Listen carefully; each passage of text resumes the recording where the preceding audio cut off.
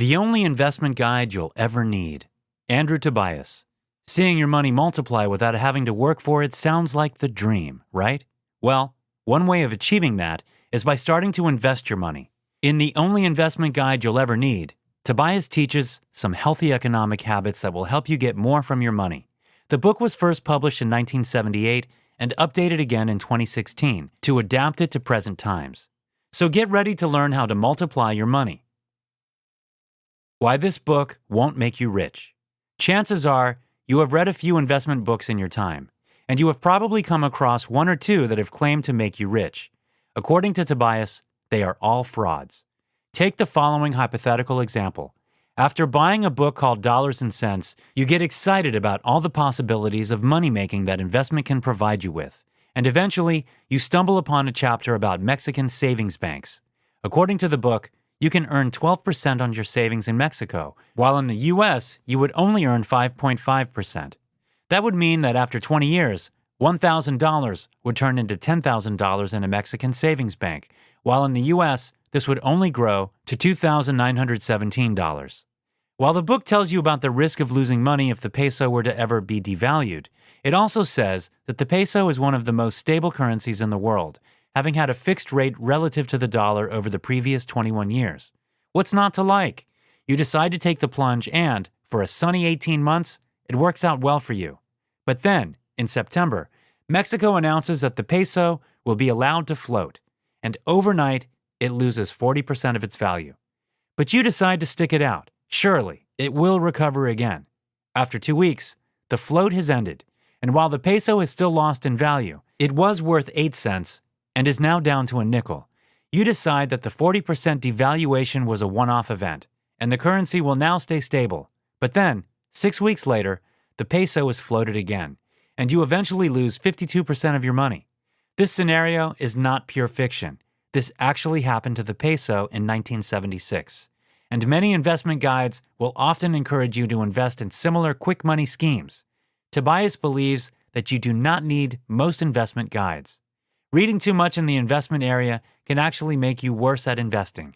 Indeed, it has been suggested in the past that a monkey throwing darts could predict the stock market as well as any expert does. And if a monkey can do it, so can you. Seeing the big picture. Before you get started on your investment journey, you will need to understand the big picture. At the time of writing the revised edition in 2016, the author said that the American economy was in roughly the same position as it had been in 1978. There was low inflation, low interest rates, and high national debt. Tobias predicted that the years following 2016 would be particularly challenging. Having a low debt ratio, whether as a family, a business, or as a nation, is healthy. It allows for wiggle room in case of trouble or financial disaster. Concerning national debt, the broad area has always been for governments to lean into the wind and run deficits in bad times, while in good times there should be no or little borrowing, and ideally the building up of a surplus. Since 1980, the national debt in the U.S. has ballooned. In the fiscal year when George W. Bush passed the presidency on to Barack Obama, the national debt had topped 100%. That meant, according to Tobias, that the nation's infrastructure has been allowed to decay badly. The national debt may require 35 years to shrink back to 30% of GDP. Another thing that went down were interest rates. While in 1981, $1,000 would pay you $336 in interest. By early 2016, this had shrunk to $20 for every $1,000. The author predicted that eventually, interest rates would rise again, meaning that bond prices would fall. So in 2016, investors were facing a lot of headwind.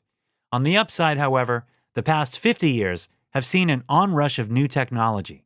And according to futurist Ray Kurzweil, technological progress will be 32 times as dazzling, 32 times as fast, 32 times as great over the next 50 years. Just consider what this could mean. It might mean nearly free energy, which would allow for products to be produced at a much cheaper rate and would increase the standard of living substantially for people around the world. So if you want to make the most out of what is to come, start developing sensible economic and financial habits. Saving $1,000 a year. One sensible habit the author suggests for you to develop is to save at least $1,000 a year. That is because you are in a higher tax bracket than you think. Paying $4,000 a year in tax on $40,000 does not mean that you are in the 10% tax bracket. What matters in terms of your tax bracket is how much you pay on the margin, the last few dollars you earn. Income tax in the U.S. is graduated, meaning that you pay very little tax on the first few dollars you earn, but a lot on the last few. Say you are single, and you earned another $1,000 on top of your salary. Almost a third of this would go straight to the government, and in the case of you being self-employed, another 7.65% would be taken off. Very often, people are actually in the 50% tax bracket. Even though this might be an exaggeration for some people, let's say this is the case for you. This would mean that for a $1,000 bonus, you would effectively only receive $500. In other words, a penny saved is 2 pennies earned. Consider this. If you were to eat dinner at home for $10 tomorrow, instead of going out and paying $50, you would have saved $40. But to earn these extra $40, you would have to actually earn $80. So in order to save money, try spending less instead of saving more. Take Charles Revson of Revlon as an example. Instead of buying single bottles of mouthwash, he would always buy his mouthwash by the case. In doing so, he did better investment-wise than he ever did on the stock market. Bulk buying gave him an investment return of 20% to 30% every year, tax-free.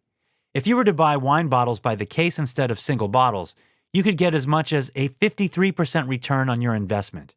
If you start doing as much of your buying in this way as possible, you can save $1,000 a year. Tobias believes you should stock up on food as much as possible, as this can also double up as your disaster hoard. Doing so saved the author when sugar prices went from 9 cents to 64 cents, as he simply ate through his inventory until the sugar price fell again.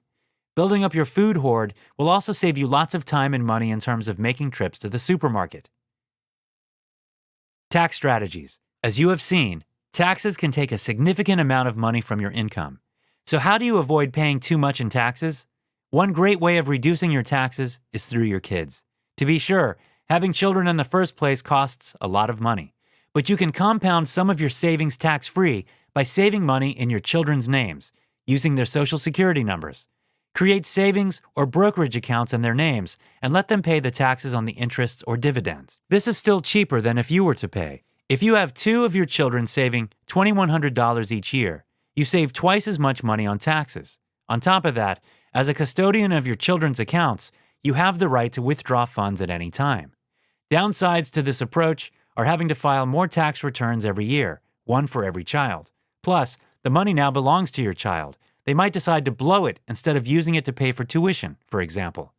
Another way you effectively lose money is through retirement plans. You probably know that all the money you have paid in Social Security taxes has already gone to pay for someone else's retirement. If you want to retire in comfort one day, you should make use of a tax-deferred retirement plan like the 401k or 403b. Usually, your employer contributes some money to these salary reduction plans as well, 25 cents or 50 cents for each dollar you pay into it. What is more, the money you pay into those plans is tax-free. You will only have to start paying taxes on it once you start withdrawing money years later. But in the meantime, you can just let it grow without getting charged extra. The stock market. If you are serious about not only saving money, but investing it as well, you should consider going into stocks.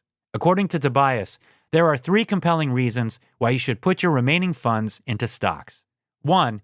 Stocks have the potential to keeping up with inflation, unlike bonds. 2. Over the, perhaps very, long run, stocks will outperform other, safer investments. 3. Stocks can act as a tax shelter. Long-term capital gains are usually taxed less than ordinary income. The author believes that at the root, the stock market is very simple. There are only 2 ways the stock can go, up or down, and only 2 emotions can tug the market in either direction, greed or fear.